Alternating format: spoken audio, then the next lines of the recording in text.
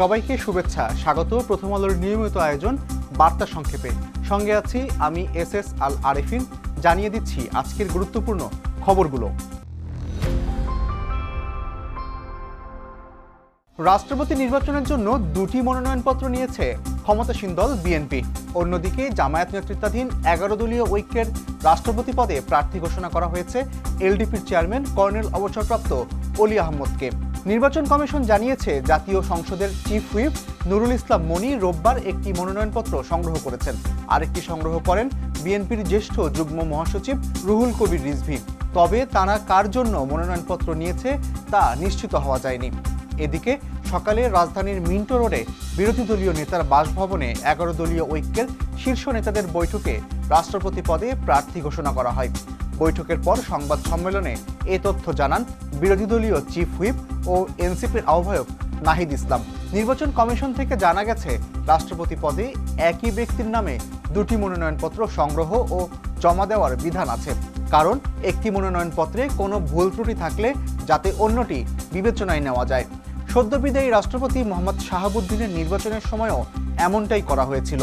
তফসিল অনুযায়ী আগামী 20 আগস্ট রাষ্ট্রপতি পদে নির্বাচন অনুষ্ঠিত হবে। মনোনয়নপত্র জমা দেওয়া যাবে 13 আগস্ট সকাল 10টা থেকে বিকেল 4টা পর্যন্ত।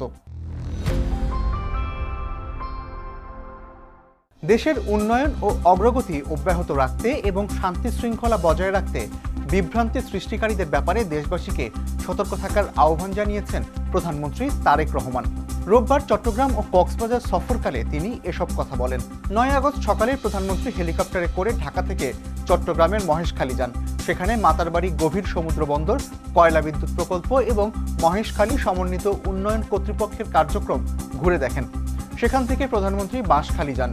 সেখানে বন্যায় ক্ষতিগ্রস্তদের পুনর্বাসনে নতুন ঘর হস্তান্তর করেন।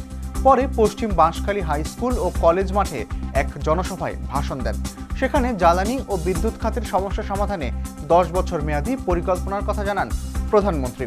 তিনি বলেন, কিছুদিন ধরে কিছু মানুষ বিভ্রান্তি ছড়ানোর চেষ্টা করছে, তাদের ব্যাপারে সতর্ক থাকতে হবে যেন কোনোভাবেই বিশৃঙ্খলা সৃষ্টির সুযোগ না পায়। তিনি বলেন, বিভ্রান্তকারীরা বিভ্রান্তি ছড়িয়ে নিজেদের মতো চলে যাবে, কিন্তু দিন শেষে ক্ষতিগ্রস্ত হবে দেশের জনগণ।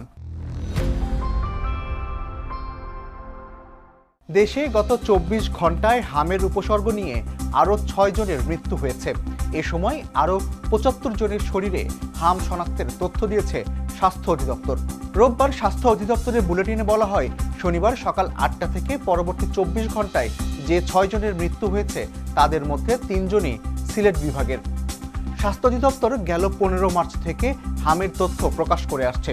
তখন থেকে এ পর্যন্ত সারা দেশে হাম আক্রান্ত হয়ে মৃত্যু হয়েছে 98 জনের। এছাড়া হামের উপসর্গ নিয়ে 775 জন প্রাণ হারিয়েছে। সৌদি আরব ও পাকিস্তানের সঙ্গে নতুন ত্রিপক্ষীয় প্রতিরক্ষা চুক্তি ইরানকে লক্ষ্য করে করা হয়নি বলে জানিয়েছেন তুরস্কের নেতারা। দেশটির পররাষ্ট্রমন্ত্রী হাকান ফিদান বলেছেন, চুক্তিতে ইরান কিংবা অন্য কোনো দেশকে অভিন্ন হুমকি হিসাবে চিহ্নিত করা হয়নি। গত শুক্রবার মক্কা যৌথ প্রতিরক্ষা চুক্তিতে সই করেন তুরস্কের president Recep Tayyip Erdogan, Saudi যুবরাজ মোহাম্মদ বিন সালমান ও পাকিস্তানের প্রধানমন্ত্রী শাহবাজ শরীফ। চুক্তিতে বলা হয়েছে, 3 দেশের যে কোনো একটির ওপর সশস্ত্র হামলা হলে সেটিকে 3 দেশের ওপর হামলা হিসেবে বিবেচনা করা হবে। তুরস্কের রাষ্ট্রীয় সংবাদ সংস্থা আনাদোলু এজেন্সিকে হাকান ফিদান বলেছেন, আমরা লিখিতভাবে কোনো অভিন্ন হুমকির কথা উল্লেখ করিনি। তার বক্তব্য, চুক্তিতে সই করা দেশগুলোর কোনো একটির ওপর হামলা না করা কোনো দেশকে লক্ষ্যবস্তু হিসাবে বিবেচনা করা হবে না। ফিফা সভাপতি জিয়ান্নি ইনফান্তিনোকে দুর্বল করতে সমন্বিত প্রচেষ্টা চলছে, এমন অভিযোগ করেছে বিশ্ব ফুটবলের নিয়ন্ত্রক সংস্থা। শনিবার এক বিবৃতিতে ফিফা বলেছে, ইনফান্তিনোকে নিয়ে সাম্প্রতিক কিছু অভিযোগ ও সংবাদের ভিত্তিহীন দাবি এবং প্রমাণিত মিথ্যা তথ্য রয়েছে। একই সঙ্গে তার নেতৃত্ব চ্যালেঞ্জ করতে হলে ফিফার গঠনতন্ত্র ও গণতান্ত্রিক প্রক্রিয়া অনুসরণ করতে হবে। বিবৃতিতে বলা হয়েছে, এটা ক্রমেই স্পষ্ট হচ্ছে যে কিছু পক্ষ ফিফা ও এর সভাপতিকে দুর্বল করতে সমন্বিত ও চলমান প্রচেষ্টা চালাচ্ছে। সংস্থাটির ভাষ্য, যাদের ফিফার সদস্য অ্যাসোসিয়েশনগুলোর সমর্থন নেই তারা অভিযোগ, ইঙ্গিত কিংবা ভুল তথ্যের মাধ্যমে এমন কিছু অর্জনের চেষ্টা করতে পারে না যা ফিফা নির্ধারিত গণতান্ত্রিক প্রক্রিয়ায় সম্ভব নয়। শেষ করছি আজকের বার্তা সংক্ষেপ। প্রথম আলোর প্রতিদিনের এই আয়োজন দেখুন prothomalo.com সহ আমাদের ইউটিউব চ্যানেল ও ফেসবুক পেজে। ধন্যবাদ এতক্ষণ সঙ্গে থাকার জন্য।